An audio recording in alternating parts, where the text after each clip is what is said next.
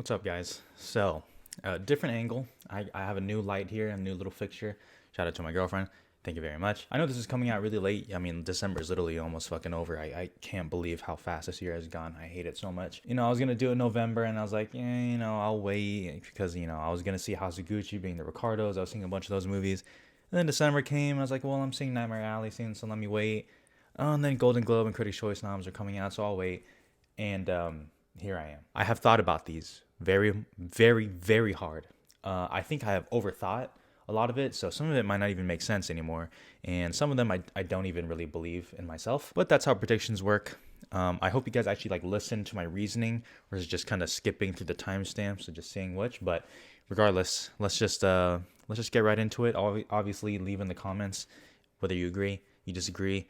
What are your predictions? Let me know. I love to read them. Okay, so there's my 10, right? I have 9 matching with Critics' Choice, and I'll be honest, I had Nightmare Alley in on my number 10 for a long time, but I do kind of agree that Critics' Choice seems to be the place where it would peak, and then it's going to kind of fall off here. And I think with the short list that I did update these with, I think you're kind of starting to see that where Nightmare Alley did not do that well. Okay, so I still have Belfast at number 1. I don't even really know if I truly believe that, but Belfast is just, I feel like it's going to overperform at the Oscars. It got, what, 11 Critics' Choice nominations? That is ridiculous. I just, I don't know. Nothing else has really convinced me that it's taken over yet. West Side Story was very close, very close. And The Power of the Dog, I'm not sure, and I'll talk about that in a second. But Belfast almost just still seems like a kind of default placeholder for number 1. So that is kind of what I'm sticking with. As you guys will see later, I am still going off the stat that the Best Picture winner wins either director or screenplay. That's what I'm going off of right now. So you'll kind of see that throughout. But Belfast is number 1. I have West Side Story at number 2. It is a remake or adaptation, depending how anal you are about that thing. But yet it's one of the best reviewed movies of the year, and audiences really love it, for the ones that went out to see it at least. And it's Steven Spielberg. So even though I'm not like, wow, Steven Spielberg, this is like his best movie in like 30 years or something, but a lot of people are saying this is like a return to form, right? And I think that'd be a good narrative. Steven Spielberg, Arizona Zone. The Departed was the only movie to win that was a remake, and that was a remake of an international film, which, let's face it, has a little bit of different standards here in the US. So on one hand, I'm like, I don't know if they would reward Best Picture to the same movie that won Best Picture X amount of years ago. And at the same time, if they are going to do it, it would be the one that they gave it Best Picture something years ago. So that's, I don't know. It's confusing. 3, The Power of the Dog. I moved The Power of the Dog above Licorice Pizza.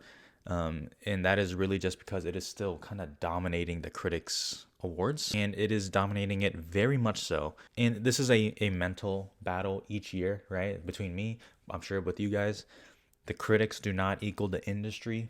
Okay. And you have to remind yourself of that every time.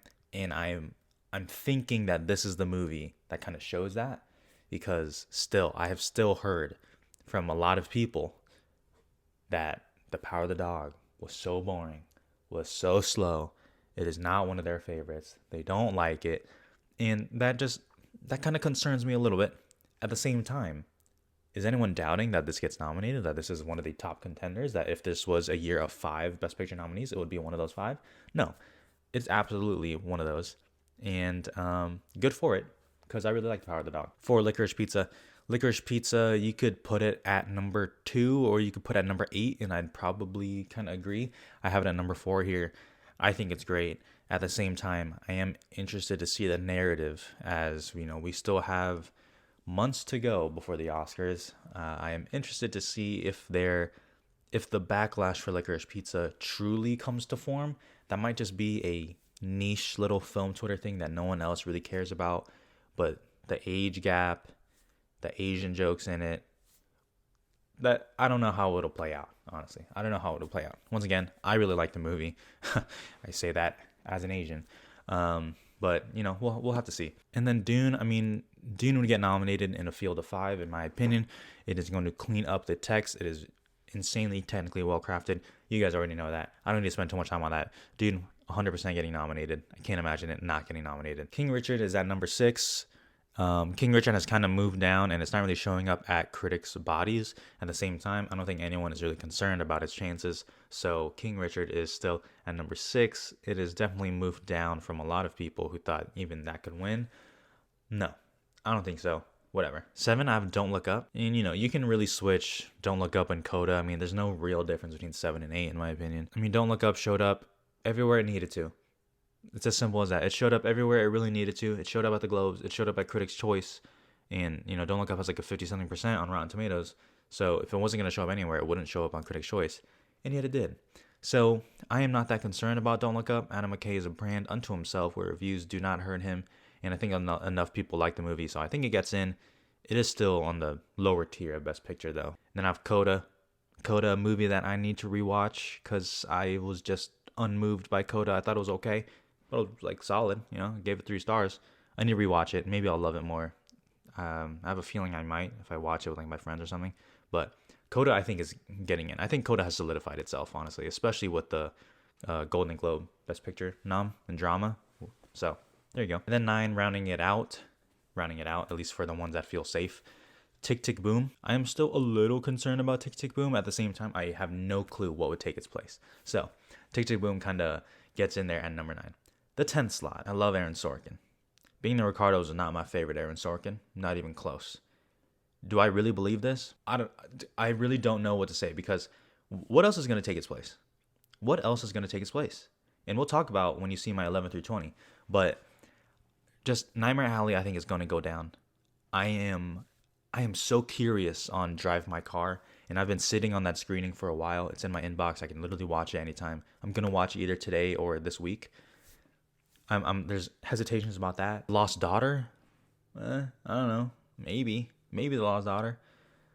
Because of that, I am honestly just defaulting to Being the Ricardos, a movie that I can envision still playing well to guilds, to the older section of the Academy, who was there in that time, who maybe know it a little bit better than I do, or whichever. I'm still going with Being the Ricardos at 10. I don't feel good about that, though, so I don't know, man. Here's my 11 through 20. And I know one movie already sticks out, but let's wait till we get there. 11 is The Lost Daughter. Like I said, Maggie Gyllenhaal got a director nomination at the Globes. I think it has a chance to kind of surge, especially as it comes out on Netflix on like the 31st, I believe. So that's a movie I still haven't seen yet because I missed the screening because I was just fucking lazy. We'll see. Drive My Car. I said it. It is eating up these critics awards, not only for Best International Film, but even a lot of some adapted screenplays and some Best Picture wins. And I've seen some director and actor also. It's just, I'm still a little concerned about Drive My Car. There's a part of me that's still hesitant. However, out of the international films, Drive My Car has the highest ceiling. That's for sure. At the same time, I still can see a world where Drive My Car doesn't even make it into international film, right? I can still see that. But in terms of its ceiling, Drive My Car could get into Best Picture at that 10th slot. And it sucks that it seems like we only reserve one slot for like an international film. But Drive My Car can get it. 13 and 14, Nightmare Alley, Tragedy of Macbeth. I'm sorry. Macbeth specifically, I never believed in. And that's not because I don't like it. It's just I never believed in that. And that seems to be somewhat true. Nightmare Alley seems to be going down. Rest in peace. 15, A Hero. From at least from what I kind of hear, probably one of the most accessible international films. And I've seen The Worst Person in the World, a movie I love, by the way. So A Hero, I kind of have higher than The Worst Person in the World because Worst Person in the World missed the Globe somehow. So yeah. 16, Spencer. Honestly, Spencer, I could just remove Spencer and I don't think anyone would get mad at me. It's just I do not see Spencer going. It is performing worse than Jackie in terms of the awards race as of this state. 17. I know you guys see it. Spider-Man No Way Home. On the short list, it made sound. And it made visual effects, which I think most people expected it to make visual effects. It made sound. It is blowing away the box office right now. Absolutely killing it. And I've seen I've kind of put it out there on my Twitter. I'm not going to claim this. The only thing I will claim is Willem Dafoe, Best Supporting Actor, which I'll talk about later. But Spider-Man No Way Home, can it get nominated for Best Picture? Listen, I have it at 17, which means I don't think it will. At the same time, I can't lie. I would very much enjoy that. That'd be very funny. I tweeted out that I am in my I want chaos phase of the Oscar race, of the awards race, whatever. And Spider-Man No Way Home getting in for Best Picture would absolutely do that. Spider-Man No Way Home, a movie that I love. Okay, fuck off. I love Spider-Man No Way Home. A lot of people love Spider-Man No Way Home. It could get a PGA nomination. It could. They nominated Deadpool. I'm just saying it's not impossible. It is not impossible. I do not think it'll happen. At the same time, you can't say it's impossible. You can't say it's impossible. Do not. People are going to throw out Avengers Endgame at me. People are going to throw out The Force Awakens at me. I disagree with all that. I think the situation is a little bit different, but still, I don't think it's going to get nominated, all right? So let's relax a little bit.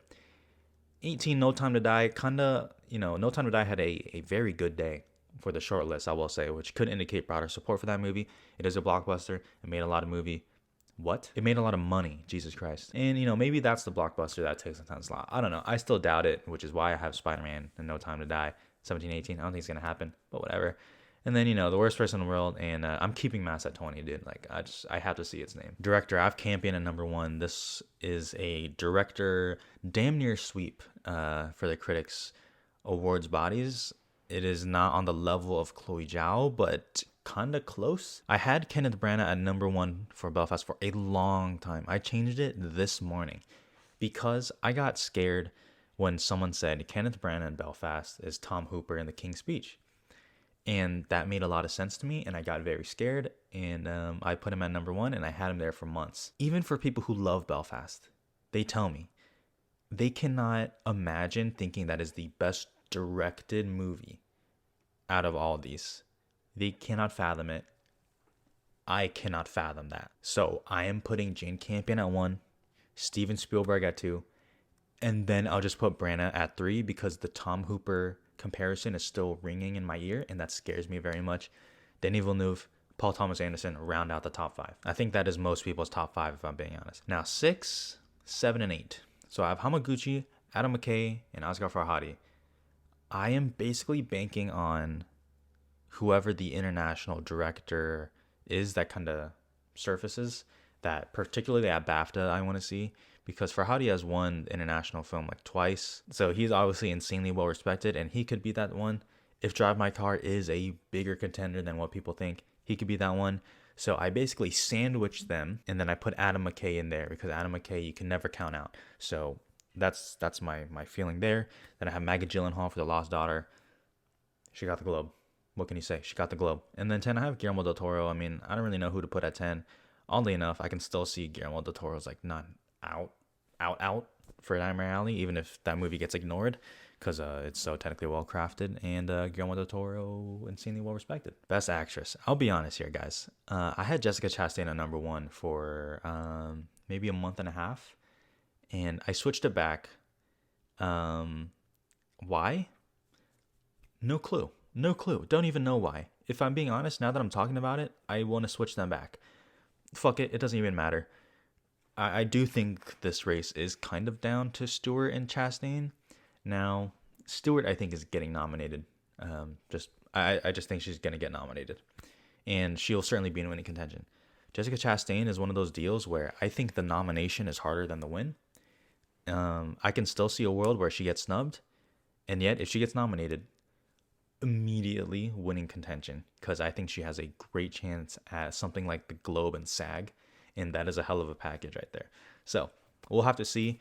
I love both those performances, so I win either way. Olivia Colman, The Lost Daughter, damn near the new Meryl Streep in terms of she just gets nominated for everything because she's great at everything. That's not a dig. Love Olivia Colman. She is like my favorite. Lady Gaga, House of Gucci. I thought Lady Gaga was dead, and she won New York Film Critics Circle. Genuinely shocking. I know that's a critics awards body. Genuinely shocking still. And she is showing up at so many critics awards bodies that I did not expect personally. When House of Gucci came out and the reviews dropped, I did not expect that. She got the Globe. She got Critics' Choice. Honestly, she's pretty strong. And then I have Nicole Kidman rounding out the top 5 for being the Ricardos. That one is a little bit trickier because I think her performance is still a little divisive just based on the casting alone, but I think she's great. And, she's shown up enough where I'm putting her in. So she's top 5. Alana Haim, Licorice Pizza is one that I am certainly keeping my eye out for. It seems like one of those performances that, oddly enough, get nominated for an Oscar. It's just I'm not sure who I would take out because I still feel like Nicole Kidman is a little bit stronger. I'm going to watch that, though. I could change my mind. Then Penelope Cruz for Parallel Mothers. I know Parallel Mothers isn't Spain's selection for the Oscars. Doesn't hurt it that much, if I'm being honest, but doesn't help it. So she's kind of at 7. Rachel Zegler, West Side Story at 8. Yeah, I don't know. It could happen still, but it's oddly enough still doesn't feel like it. Jennifer Hudson, Respect. Respect. You guys know my thoughts on that. Is my most disliked video ever. And Frances McDormand for The Tragedy of Macbeth at number 10. I'm very sad Jodie Comer is not here, but because she should be. Whatever. Will Smith, I still have winning, and I know some people say Benedict Cumberbatch is eating up these Best Actor awards, and Will Smith hasn't really shown up actually that much in these critic awards.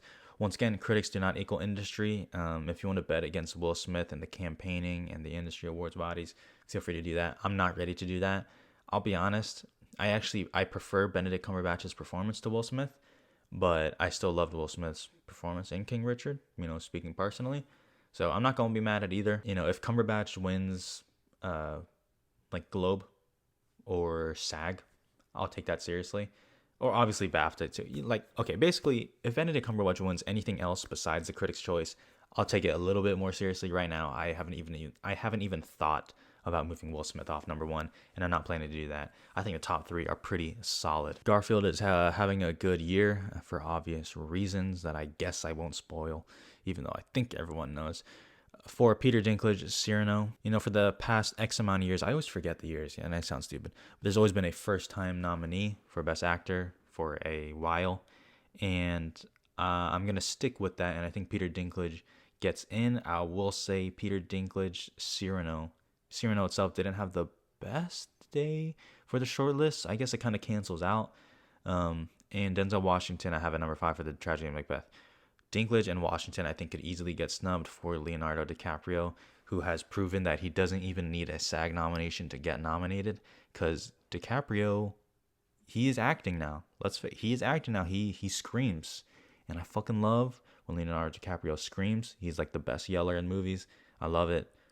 I still have him at 6. He's the alternate pick for whoever drops, if someone drops. I will say the top 5 does look pretty solid. Then I have Javier Bardem for being the Ricardos. Some people don't even like that performance, but it's still being the Ricardos. Enough people do. Nicolas Cage, a pig. Kind of feels like a critic's thing, but you can never count it out. Mahershala Ali, Swan Song. He is incredible in Swan Song. I saw that movie. I liked that. I liked it actually a decent amount. He's incredible. He got nominated for a Globe, so he joins the top 10. And I have Bradley Cooper, Nightmare Alley, just because Joaquin Phoenix for Come On, Come On has just dead. Supporting actress. So I think I have the Globe 5, if I'm remembering correctly. I have Ariana DeBose winning for West Side Story. She is starting to kind of pull away in these supporting actress awards. Katrina Balfe has always sounded like a weird winner to me. I say that respectfully because I do think she was actually the best performance in Belfast, a movie that I didn't really care for. But Ariana DeBose seems to be winning, so I have her at number 1, followed by Balfe, Ingenue Ellis, who I think is great, Kirsten Dunst, still oddly worried about that, even though I think she will get it still. And then 5, I have Ruth Negga for Passing. So that's actually a pretty good top 5 for me. That feels right. Rita Moreno for West Side Story, though, could take out someone, and I guess that would be a nice story for her and Ariana DeBose to both get nominated for West Side Story, and Ariana DeBose to win for the same role that Rita Moreno won in West Side Story. We'll see. And Out at 7 absolutely breaks my heart. And Out and Martha Plimpton give 2 of the best performances I have seen this year, and I've seen a lot of fucking movies. 8, Cate Blanchett, Nightmare Alley. She's amazing. She's Cate Blanchett, though. I don't know if there's a need to nominate her there. And then you have Marlee Matlin for Coda, which could show up if Coda really, really overperforms at the Oscars. And then I have Judi Dench just because. Supporting actor. Let me use this time to vent for a second, okay? I tweeted out, if the Oscars were cool, they would nominate Willem Dafoe for Best Supporting Actor as the Green Goblin for No Way Home. right? I tweeted that and I said, because he's better than half of the potential nominees. A lot of people agreed with that, got a lot of likes. There are some people who said that is absurd. Some people said, how are people like this real? Some people said, this is how I know you haven't watched a lot of movies. Fuck you. Fuck you. You're dumb. I doubled down. No, I tripled down on that statement. Willem Dafoe as the Green Goblin is better than at least half of these people on the 10. I would nominate him today. I would nominate him yesterday. I would pick him over the top 5 right now. I'm saying that. Maybe you don't agree with that part. But y'all can have your Belfast boys. Y'all can have your Jared Leto and House of Gucci's. I'm going to be over here with my Green Goblin. You hear me? Okay. With that being said, I don't think he's getting nominated. Obviously, you don't see his name on the 10. Sorry about that. Got a little stressed out, a little annoyed with that. Let's just keep going. I want to have Troy Kotsur for Coda. I know I just said I would pick Willem Dafoe over my top 5. Listen, I gave my thoughts on Coda already. I would be very happy if Troy Kotsur won Best Supporting Actor for Coda. I think that'd be great. And you won't hear me really complain about it. So I think that's good. And he's showing up where he should, and I think he is a good pick to win. 2, I have Kieran Hines for Belfast, just because I still feel like he's just going to get nominated. It seems like it's going to happen. Cody Smith-McPhee is winning the most Best Supporting Actor awards for the critics' bodies. That is, once again, one of those things. I think the critics are different from the industry. I can't really see them saying he needs to win or like voting for him on the ballot. But I think he's getting nominated, so cool. Jared Leto, House of Gucci. Listen, I think it's just going to happen. There's enough people who think he's like the best part in the movie. They laugh at everything he says. Yeah, there's a lot of people who think he's terrible. I'm not really a fan of that performance, but listen, I get it. So he's at number 4. And then I have Jamie Dornan and Belfast just because they seem to be a package. The Belfast boys, they haven't missed together. They are holding hands and running to the finish line together. So that's that. Ben Affleck was nominated at the Globe, and he's very good at the tender bar. So I just made a video on that. So I actually don't hate that. That wouldn't be a nomination that I would hate. 7, J.K. Simmons for being the Ricardos. He's good in it. It's just, it's weird that people see that and they're like, I'm going to vote for him. So he's at number 7, though. He made Critics' Choice. And then 8, 9, and 10 just seem like just long shots at this point, which is sad because I would nominate all 3 of them.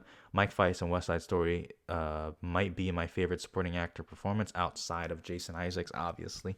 Bradley Cooper, Licorice Pizza, oddly enough, still feels like he can pop up somewhere. And then Jason Isaacs and Mask, the person who should be sweeping this award. So there you go. Willem Dafoe, let's fucking go. Original screenplay. So Licorice Pizza had a number 1 for a long time, and I changed it this morning. Licorice Pizza, winning screenplay for Paul Thomas Anderson, feels right. It feels right. And honestly, I'm rooting for it. At the same time, like I mentioned for Best Picture, I'm still going with the stat that the Best Picture winner needs to win either director or screenplay. And if I gave Licorice Pizza screenplay, then what is Belfast winning for? Like, what's the package for Best Picture? I don't have it for director. I have Campion. I don't have it winning any acting awards. So, like, I don't know. And is it going to win a technical? I don't even know. So that would seem a little bit weird to me. And at the same time, The Power of the Dog, spoiler, I have at number 1 for adapted screenplay. So The Power of the Dog is going to win director, adapted screenplay, in contention for a lot of acting awards, and it's not going to win picture. So that's kind of where I'm at. So I just asked myself, what's more conceivable? Branagh winning director or Belfast winning screenplay? And to me, I can see Belfast winning screenplay. I just can't imagine Branagh winning director. Honestly, I just can't imagine it. But, I had original screenplay for Belfast at number 1. That is one thing I'll be honest, I actually did like about Belfast is I very much enjoyed the screenplay. I wouldn't have it win for goddamn, sure. But I have it at number 1, Licorice Pizza at number 2. Then I have Adam McKay and Aaron Sorkin at 3 and 4, which oddly enough are starting to feel kind of good. And then 5, I have King Richard, which just does not make sense. It doesn't make sense for that to be in screenplay, especially over Mass. Come on, The Worst Person in the World, even the fucking French Dispatch, and A Hero right there, a movie that I will see next week. So, the Critics' Choice original screenplay, I guess that's what I'm going with, and it kind of bums me out. But that's what I'm going with. Adapted screenplay. This is one where a lot of people actually don't align on the top five, so I actually kind of like that.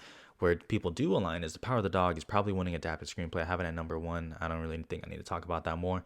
West Side Story is at number two. Usually I'm hesitant about putting musicals in screenplay unless they are a juggernaut. Oddly enough, I feel like West Side Story is kind of a juggernaut, at least for nominations. So I have it at number two. Coda, I think, is starting to solidify itself at number three. And then it gets a little bit interesting. Really, I think 4 through 8, you can kind of flip flop, and I'm cool with that. I'm putting The Lost Daughter in for now, and I'm putting Drive My Car in. I'm a little concerned about Drive My Car still because it is 3 hours, and I still don't know how accessible it is. At the same time, it's a 3 hour movie with, I guess, a just a brilliant screenplay from what I hear. So like, if it's a good screenplay, like it's a good screenplay. So I have it at number five. I never really bought the Dune for a screenplay. That just doesn't feel right. And Passing, I feel like could start to get a little bit overlooked come Oscar season as Netflix kind of shifts its priorities around. And then I have Tick Tick Boom. So that's that. Macbeth and Nightmare Alley. No, no, no. Cinematography, an oddly stacked category. Dune, I have winning. The winner here could really flip flop. West Side Story, I have at two, followed by Macbeth, Nightmare Alley, and The Power of the Dog. I have Belfast missing out on not screenplay, on cinematography. That could come back to bite me in the ass. But let me just say, if the nominees are Dune, West Side Story, Macbeth, Nightmare Alley, and The Power of the Dog, what a fucking lineup that is. What a fucking lineup that is. And we're not even including shit like Spencer and The French Dispatch. So that would be like one of the best cinematography lineups in, like, from what I can remember at least. So that would be amazing. I have Belfast missing. And, I know I'm giving Belfast a hard time, but honestly, I hope it misses cinematography. It's not that great, especially with those, man. Come on now. Come on, do the right thing. Costume design, listen, I've had this stance forever, and I'll keep it. Cruella should absolutely win costume design. It'll be a travesty if it doesn't win. I love the costumes in Dune. I love in West Side Story. I like The House of Gucci. I like fucking French Dispatch. I like Cyrano. I like all those fucking movies and their costume design. Cruella should win. Cruella should win. It's like a costume movie. It has the most costumes, and I'm gonna say it has the best costumes, man. It's the most creative. It's awesome. It's awesome. Just give Cruella the costume design. Why is this a question? It should be winning everything, and maybe it will. But I'm just saying, it should win, and I have it that. That's my top five. So we'll kind of see. Spencer is just falling out, man. Spencer's falling out. Editing. So I have Dune winning editing. And that is because of the correlation with sound, especially as we saw with Sound of Metal last year. So I have Dune winning that because I have Dune winning sound. And then I have West Side Story, which actually has really great editing in my opinion. It has Belfast because that is going to be the best picture winner, at least for my predictions. King Richard, I'm not that confident in that one, but it still is a sports movie, fast moving, some montages there, so I think that gets in. And then The Power of the Dog, I think, round out the top five. I'm looking out for Don't Look Up, which definitely has the most editing, but I think some people could actually see that as bad, even though it didn't happen for fucking Bohemian Rhapsody. Licorice Pizza, Tick Tick Boom, I mean, that could happen. And then I have like Being the Ricardos, because that one actually has a good amount of editing too, so we'll see. Makeup and hair, this is one that was in the short list, so these are our top 10 contenders. House of Gucci, Dune, Tammy Faye, and Cruella have not changed at all. Spencer is out. Being the Ricardos is out. So I have Cyrano taking its place. Don't feel great about that one. Oddly enough, I might switch it for the Suicide Squad if I'm being honest. Or Coming to America. West Side Story, honestly, it's kind of weird that was nominated. Both West Side Story and No Time to Die. But that just shows broader support, so we'll see. I mean, not nominated, but shortlisted. And then, Nightmare Alley's there, which actually has pretty good stuff, so we'll see that. I'm interested in that fifth slot. Production design, also a pretty good category. I do have Dune winning because it is the sci-fi movie. That's kind of what I'm going off of. But West Side Story or Nightmare Alley could easily take it. Particularly West Side Story. I don't think Nightmare Alley is going to walk away with a win. We'll see, though. Belfast, I think, is happening as soon as it got that Critics' Choice nom. It's fucking happening. I don't really like it. And then I have The French Dispatch. So, honestly, that's still a pretty good five. Can't complain about that too much. I do really like Cyrano's production design, to be honest. A movie that I've seen, I like Cyrano. I don't love it, but I like it. Production design is actually pretty good. It's technically well crafted, honestly. I've said that a lot. And the rest, honestly, I don't really believe in that much. Sound, another shortlisted category. So, like I said, Dune, West Side Story, Belfast, No Time to Die, I think I haven't changed. And then the fifth slot's a little bit open to me. I just have The Matrix Resurrections for now, just because it's a Matrix movie.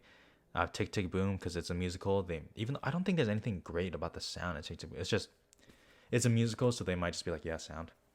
And then my guy, my old pal Spider Man at number 7, No Way Home. Um, just I didn't see anyone predict Spider Man making the shortlist for sound, so that is genuinely shocking. Don't act like, well, that actually makes a lot of sense. That's not that surprising. You didn't predict it, so stop. The Power of the Dog, which I think is a sleeper pick, because I think they can actually stand out amongst these big blockbusters and loud movies. We'll see. Quiet Place Part 2, a movie that I very much enjoy. And Last Night in Soho, good for it. Visual effects, another shortlisted category. How the Suicide Squad was not on here, I do not know. How the Green Knight was not on here. I understand that one. I don't like it though. Dune, I have winning. That hasn't changed. Matrix Resurrection, Spider-Man No Way Home, No Time to Die, Godzilla vs. Kong. I actually like that top 5. That sounds good to me. All 4 Marvel movies made it. Wild. I have Shang-Chi and the Legend of the Ten Rings at 6. Free Guy, Eternals, Ghostbusters Afterlife, and Black Widow. Man, the Suicide Squad should really be here. Like, it just should be here. But yeah, I have Dune winning. And Dune is racking these up, man. Dune is racking them up. Original score, another shortlisted category. I think they released 15. So Dune, once again, I still have winning for Hans Zimmer. The Power of the Dog, Johnny Greenwood, French Dispatch, Spencer, which I did move down below French Dispatch, but I still think is somewhat good. Then I have Don't Look Up. That's my top 5. I would love that top 5. Parallel Mothers, a movie that I have seen. Honestly, I'm kind of struggling to remember the score, but I believe it's good. I'm probably just, that's my dumbass that's forgetting. Parallel Mothers got Globe. Same with Encanto, No Time to Die, Hans Zimmer, and they just love that fucking James Bond theme. Being the Ricardos, Daniel Pemberton, Can't Sleep. And then in King Richard for Chris Bowers, I just have a 10. Best original song, so this is another shortlisted category. I don't think my top 5 has actually changed, but I am looking at Beyond the Shore for Coda, which I'll be honest, probably should be in the top 5. It's just I love that Ariana Grande Kid Cudi song so much that I'm holding out. I don't even fucking remember the Belfast song, dude. What is that? God, I need to rewatch Belfast. I feel like I'm talking shit, and I'm not trying to, but I don't remember that. Like, whatever. So Maybe Start got shortlisted. That's cool. No Cyrano in original song. That kind of sucks. Or score. So that's a bummer, but whatever. Animated feature is actually kind of tough. I still have Encanto at number 1, but kind of like a default because I was so ready to move the Metals versus the Machines to number 1, and then it missed Globe. And it just should not have missed Globe. Like, there's no excuse for it missing Globe. Globe actually does some interesting stuff with animated. And once again, I forget the year, but since X years, the winner for Best Animated Feature has been nominated at the Globe. So that's not great for the Mitchells versus the Machines, a movie that I really like. Oddly enough, Luca is my favorite out of these. And I guess you can call me a Pixar shill. I'm not trying to be. I just fucking love Luca. And I'm still a little bit... I'm kind of waiting to see how Flea plays out. So I guess we'll kind of see, but I haven't Encanto on 1. I don't know. And then, for 5, I have Raya and the Last Dragon. I don't think enough people are seeing Belle or The Summon of the Gods. Some of the Gods I need to watch because I heard it's actually amazing. So I need to watch that. But I don't think enough people are seeing it. Raya is literally available on Disney Plus, so I think that helps. Documentary, another shortlisted category. Listen, don't even fucking ask me about documentary. No one knows what's going on with documentary. I think The Rescue, Flea of Summer Soul are the top 3 in whatever order, which probably means that one of them will end up missing on nomination day. Then a Procession and Ascension, Bars. There you go. No Sparks Brothers here. Okay, international feature. I know you guys are probably saying, how is Drive My Car not at number 1 for you if you have it higher up on like almost every other category outside of a hero? With a hero, I should say. I don't know. It's once again that fear of mine where Drive My Car is a 3-hour movie. And from the sounds of it, it doesn't sound like... I don't think it's inaccessible. I don't think it is the most accessible. I think The Worst Person in the World is pretty accessible, which is why I don't know how it missed Globe. I guess there is one weird scene in it which might turn people off, but because of that, I'm kind of hedging my bets and I'm putting a hero at number 1 just because from what I hear, obviously I hear that it's a really good movie, and also just I don't think it'll have that problem as even being potentially received as boring. So I have it at number 1, but trust me, I'm ready to move Drive My Car to number 1. Like, I don't care. I think a hero, Drive My Car, Worst Person, Flea, and Hand of God is an easy top 5. I am looking out for compartment number 6 and I'm Your Man. So that's that. Titan missed the shortlist. And was I surprised? Absolutely not. On a scale of 1 to 10 and how surprised I was that it missed, I'm at a 1. I was always hesitant about Titan, and it missed, which, I like Titan, and it sucks that French kind of put its money on that and it missed out, so it'll probably never take a swing like that again. But yeah, sorry for all the Titan stands out there. But still, even with that being said, this is a good international feature lineup. It's a good one. So let's not be too sad. And that is my December predictions. God damn, I really can't wait for nominations, to be honest, just because I will admit I am kind of starting to get over it a little bit when you put this much time into it. And oddly enough, the contenders feel a little lackluster. I don't know. I don't feel a lot of passion for some of these movies, even though I like a lot of them. So it's interesting. I'm hoping something changes that. Fucking just nominate Willem Dafoe, honestly. Just put in Spider-Man. I don't give a fuck, dude. I don't give a fuck. But yeah, let me know what you guys think, and look out for my January prediction soon. I can't believe people were clowning on me for that Willem Dafoe take, dude. What the fuck is going on?